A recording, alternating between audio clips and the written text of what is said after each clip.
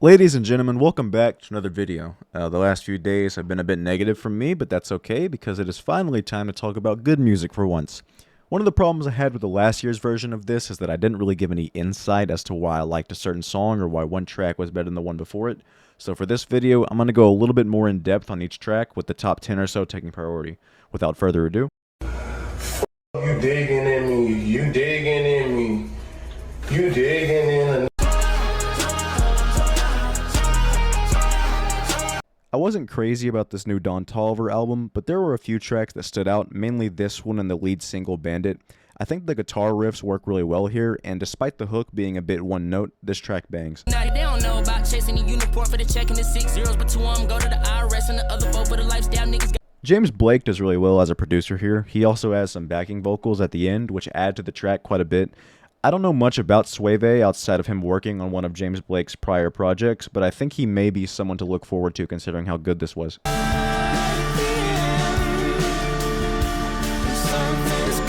One thing you'll notice throughout this list is that, unfortunately, the Brits and the Oi Bruvs have been going crazy this year. There has been a lot of great UK and European music to come out in 2024, James Blake contributing to that pile. The vocals are amazing on this track, even for James, and the breakdown at the end kind of seals a spot on this list for me.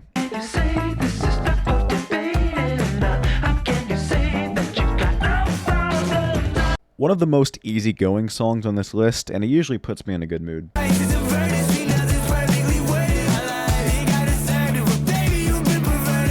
The Ninja Low Taper Fade guy is here with a massive pop rap slapper that has a super infectious hook. When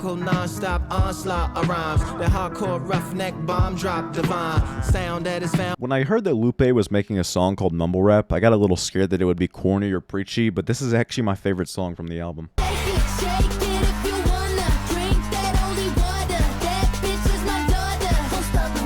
We're getting real slutty and cunty with this one. This may be my favorite song from Slater so far. It's heat.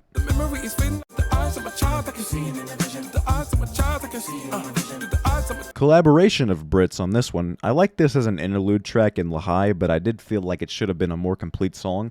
Luckily, this fixes all the issues I had with the original and turns it into a fully fleshed out track. As usual, Sampha's vocals are incredible. Sims has a nice verse as well. You really can't go wrong with either of these artists.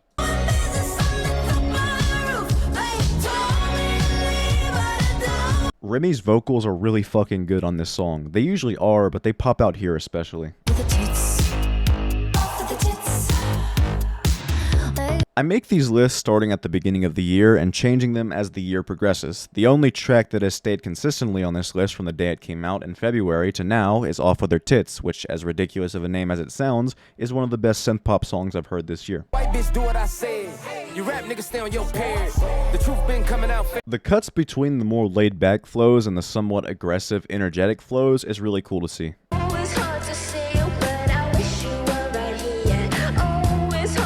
This song was constantly in rotation for me for like 3 weeks after I first heard it.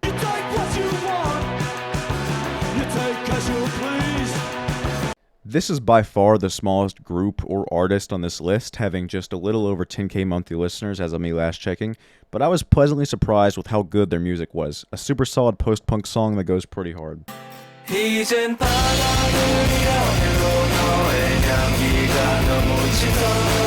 This album did unfortunately grow off me a bit and sadly won't be making my top albums list, but the one song that my feelings never changed for is Painless. Despite the ear-shattering instrumentation on this song, the vocals play out very nicely. While Eminem didn't have a great 2010s era and the side B of Music to Be Murdered By was ass, this new album was surprisingly good. My favorite track, of course, is Fuel, featuring one of my favorite artists out right now, J.I.D. This may very well be Jid's best feature up to this point in his career, which is no small feat considering how well he usually does on them. To help, Eminem also has some actually clever and witty bars here that don't take away from the song.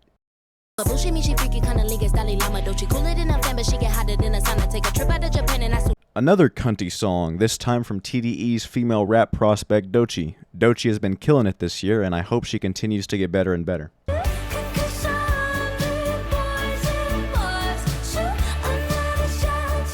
There are a lot of cases where a newly mainstream pop artist makes music that I don't enjoy. This is not one of those cases. I've been listening to Chappell Roan for a while, and I'm a little upset I didn't get the chance to hear her music sooner because she's in the conversation of the best pop artist out right now. Sex from standing on next, stood on my square, understand why she left, but it's all circumstantial, don't have no regrets. Mavi really impressed me this year. I wasn't crazy into his music the last time I heard him, but the direction he went in with his sound resonated with me a lot more this time around.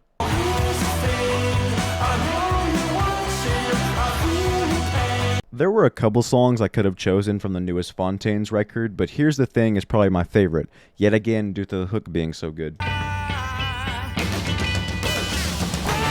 The Brits are back with maybe one of the weirdest songs on this list. Despite my hatred for the British rising by the day, I do have to give them credit when they make something incredible like this.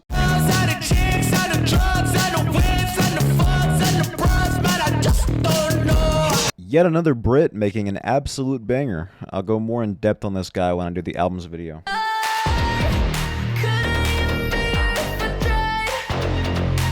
Another fish and chips person. I wonder how many of these jokes I can make before I go stale. Yeet making industrial music is one of the craziest plot twists of the year. Luckily, I think it worked out in his favor.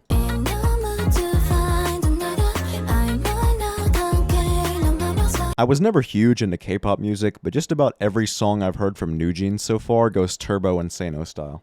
Loneliness empowers.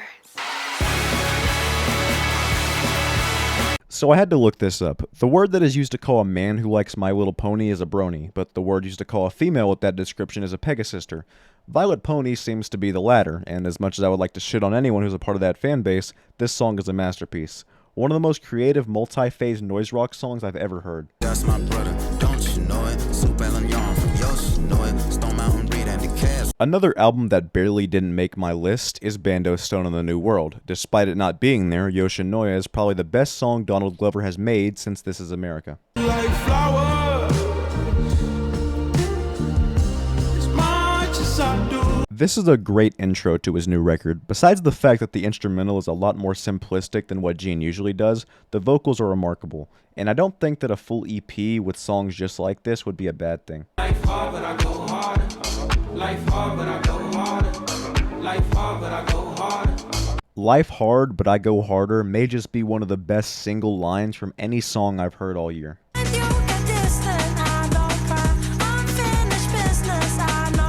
Another Brit. A drum and bass song this time, which is usually a genre I stay away from, but I really love this new record. I all on my mic. I've been known to spend a lot like Bob Barker. The price is right. Being broke, my kryptonite. While I usually hate the people that listen to Mexican OT, I actually like him quite a bit. My favorite part of the song is probably the instrumental. I'm not sure what the sample is, but both artists go crazy on it.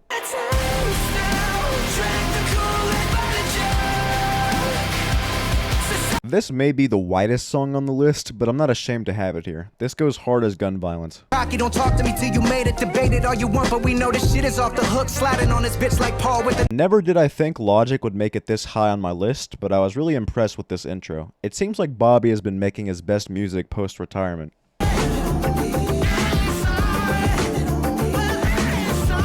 The crunchy effects on her voice when the chorus kicks in are really nice, and the ending instrumental breakdown is lovely. Fat ass pretty, I might wife that. Niggas swear they pimpin', Scotty sippin', get your wife back. Please drop the album.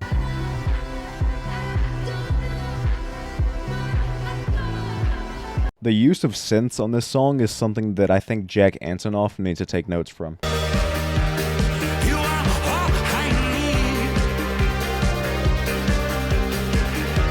One of the most vibrant songs I've heard this year. The vocals are probably my favorite part here, though I do understand they can be a bit hit or miss for some people. Bitches spirit too serious.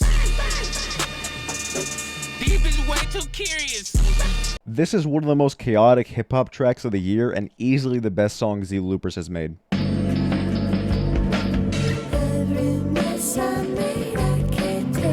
I desperately need Dev to release a full album. She keeps on dropping singles, which are admittedly some of the best alt-pop songs out at the moment, but I really just want a full project from her. The best we've gotten is a new EP, and even though I did really enjoy it, it just isn't enough.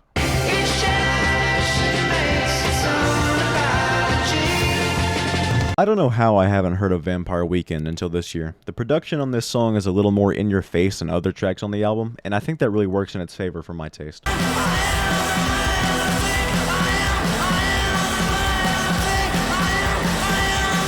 Similar to Real Farmer, this is another small band that I found earlier this year, these ones being based in Manchester. Despite the songwriting being a bit vague and the hook being a bit repetitive, this is one of the most crushing songs I've listened to this year, especially for an opener. Not in an emotional way, but instrumentally, specifically towards the end when the drumming starts to become a bit more aggressive, which makes this song pretty powerful. I bring the pain, I bring the pain. I'm at your neck, don't speak my name. I want respect. Starting off the top 10 with Peggy. The riffs work so well here. Peggy using rock instrumentation was a really nice change for his music, and it's what made songs like this so enjoyable for me.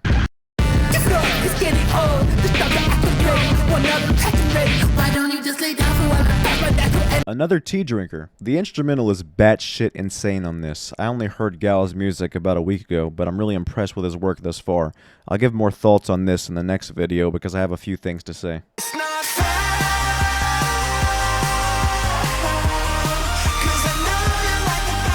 Next on the list we have a really noisy, somewhat emo electro-pop song by Porter Robinson. I wasn't sure how to feel about this song at first, as, yet again, this is a type of music that I used to steer clear of, but I really enjoy it now. This song is a take on parasocial relationships, specifically addressing the way that some of his fans treat him as more than an artist and idolize his behavior instead of simply listening to his music. The noisy breakdown every time the hook comes in is great, same with everything else about this song. I bet she likes on the gex, he wants to talk red pills. I know you're never having sex, I would just... One of the catchiest hip-hop songs of the year. I actually only recently started looking into Paris, Texas catalog, but I like what they've been doing so far. That looping, wavy synth that carries on throughout the song is crazy, and it makes the track super infectious combined with Kenny, Louis, and Felix's verses. If I had to, got 2 T's with me. I'm snatching chains and burning tattoos. It's up, lost too many soldiers. The track that started the beef, which I'll get into later, is arguably the biggest banger of all the diss tracks that came out this year. This song was in constant rotation for me from day one. I remember first listening to this collab album the moment it dropped, and was completely flabbergasted when I saw Kendrick was in the feature list. I'm still loving this track as well as the full album, despite the fact that Future dropped 2 very weak albums later in the year.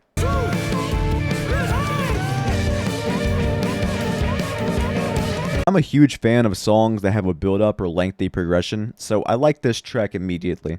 This feels like spoken word poetry for the majority of the song, which I'm not typically a fan of, but it's done very well here. This song touches on themes of depression and isolation, which becomes pretty clear with the last verse. The production is incredible as well, especially the saxophone usage. Sadly, this is another band from the UK, also based in Manchester, so I will have to knock some points for that. Boys mocking this shit and y'all mad at me, y'all can suck my dick. Pull up old tweets, pull up old t-shirts, all that, I'll moonwalk over that bitch. One of the best rapping performances of Tower's career, just slightly under Sorry Not Sorry, which, if you remember, I crowned as Song of the Year in 2023. The Army chant sample is used so well here, which will probably make it one of the most recognizable songs in Tower's discography. The Schoolboy Q verse is great, as expected, but that last Tyler verse is easily my favorite part. The hook is essentially mocking people who genuinely thought Tyler was dead after not continuing his 2-year album rollout cycle. He also takes some jabs at the people who got mad at him over his remarks towards Ian and other rappers who mock the culture, as well as people who try to cancel Tyler over things he said or did several years in the past. I already know that this is going to be one of Tyler's best songs to perform live going forwards, as shown with the Camp Flognall performance.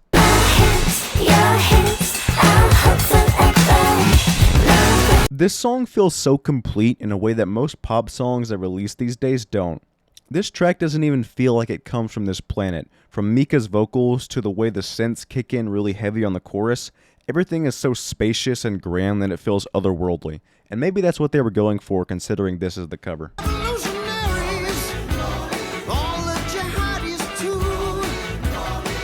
What a chaotic sequence of events. Despite the name, the character in this song is anything but holy.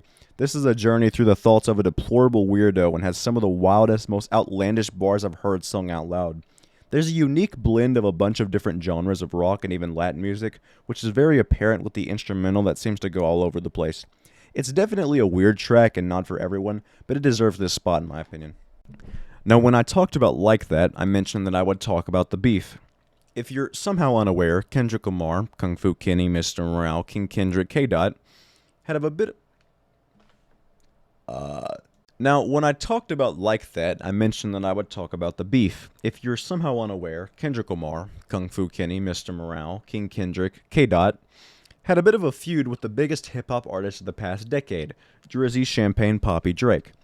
Aubrey Graham had been sneak dissing other artists and celebrities for several years, and Mr. Duckworth didn't like that, no pun intended.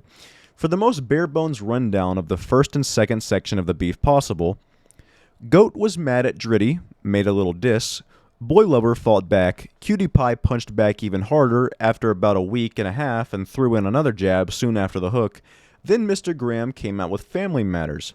Family Matters was an, admittedly, pretty decent diss track that had some great rebuttals for Euphoria, and even had some damaging accusations about Princess being a wife-beater? I first heard the track a few minutes after it came out, and I enjoyed it. However, 45 minutes after Drake released Family Matters, Kendrick released the best song of the year.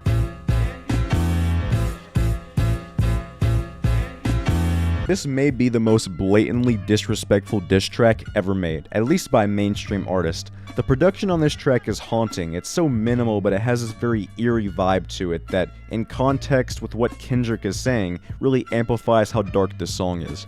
The instrumental is by one of my personal favorite producers, The Alchemist, which I thought was a little surprising since I usually don't see many of his instrumentals go in this direction, but it's a welcome switch up this time.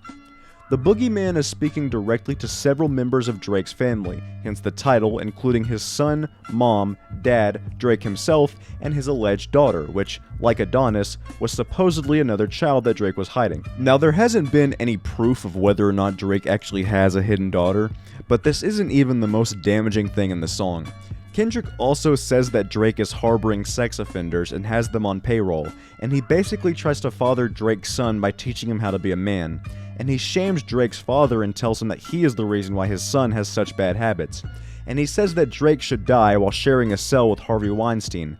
And, well, you get the point.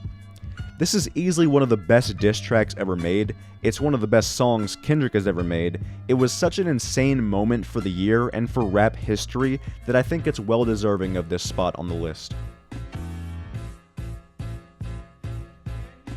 And that is my top 50 songs of the year. I should have the top 50 albums video out in a few days, and it'll probably take a bit longer than this one to make, considering I have a lot more to say about the albums. I hope you all enjoyed, and I will see you soon.